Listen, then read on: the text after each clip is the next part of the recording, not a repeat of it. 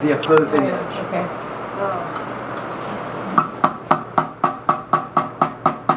There it goes. Wow.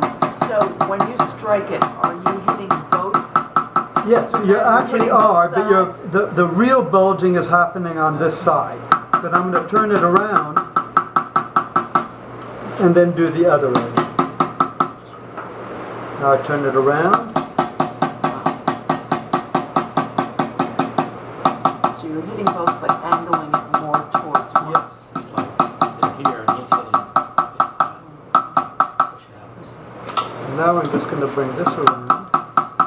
I'm hitting almost on top.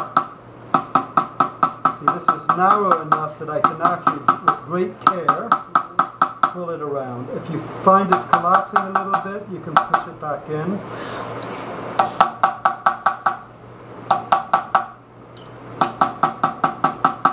Wow.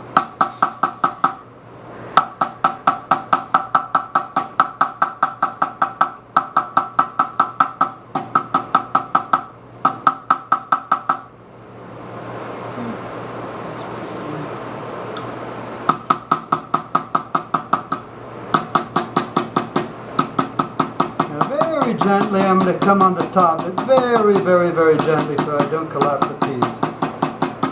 You can lose these things very easily if you get too aggressive.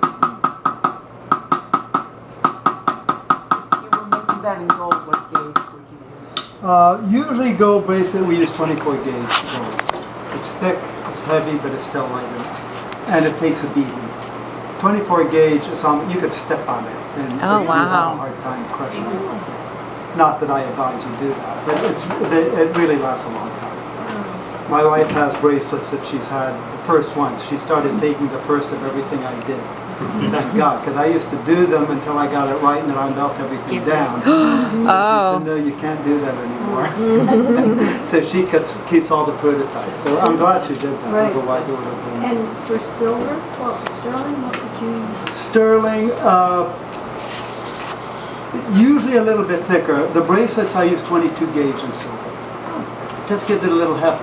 The reason that you can use light, thinner material if you want.